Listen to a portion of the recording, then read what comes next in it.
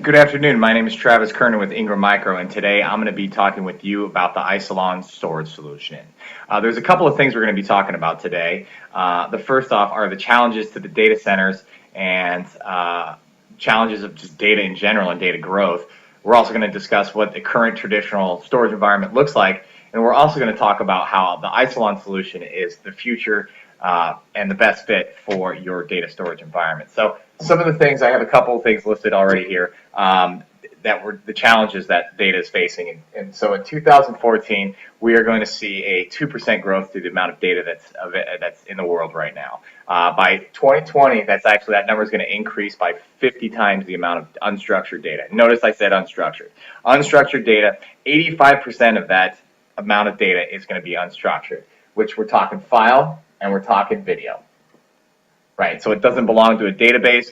It doesn't belong kind of anywhere. It's just kind of free-floating data.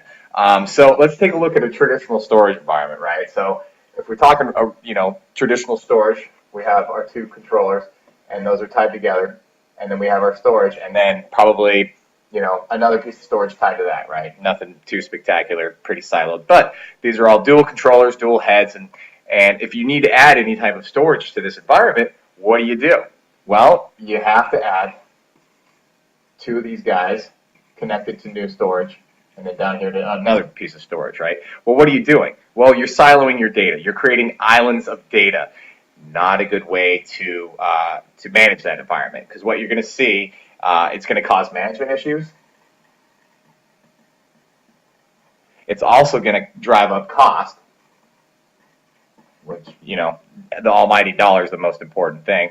But the biggest thing is, since you're siloing these guys off, right, you're going to see a 40 to 60% lower utilization rate, which is pretty astronomical. So what does that mean? That means that one full-time employee can only manage 1 to 2 petabytes of data.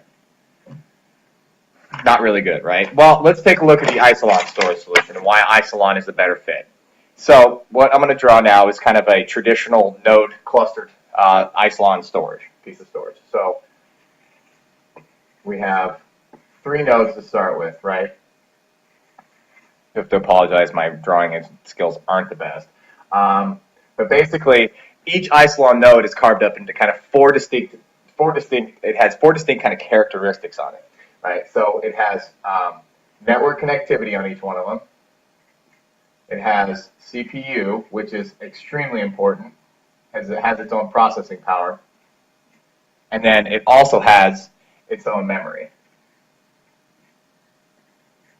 Right, so then out here you have disk. But the beautiful thing about the Isilon solution, and then honestly, it's all connected, right? It's got interconnectivity. But the beautiful thing about the way that this works is on the backplane, connecting everything together, you're going to have 2 InfiniBand switches.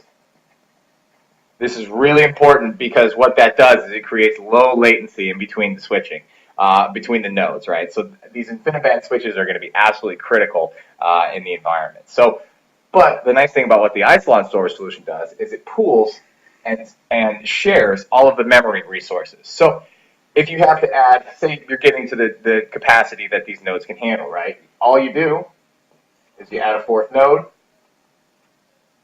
It's got CPU, it's got network, it's got memory. It's actually going to now, through the 1FS operating system, as soon as you install that thing, it's going to recognize it and immediately start sharing that additional resource on top of that, which, it's kind of like a train, right? In a traditional storage environment, you would have, say, one engine that is powering the entire thing. When you add another carriage, well, that engine has to work twice as hard. Well, with the Isilon solution, it has all the characteristics of a engine, but it's also the carriage. So as you add nodes to this cluster, you're increasing the horsepower. So let's unpack that a little bit. Let's talk about that. So like I said, the management tool that kind of encapsulates everything is the 1FS, right? Very important stuff. Now what that's going to do is that's going to drive down your cost. It's going to increase the utilization rate to 90%. And So, and I said this thing's scalable, right? Let me back up for just a second. So this thing can go up to 20 petabytes of data, but you have to go to 144 nodes at that point, right? So that's how you would get to 20 petabytes of data. So that means one full-time employee can now manage 20 petabytes versus what we saw over here, where they're only managing 1 to 2. Pretty good resource at that point. You know, they're doing their job. They're paying for what they do. So we take a look at that in another way, right? We've got a graph.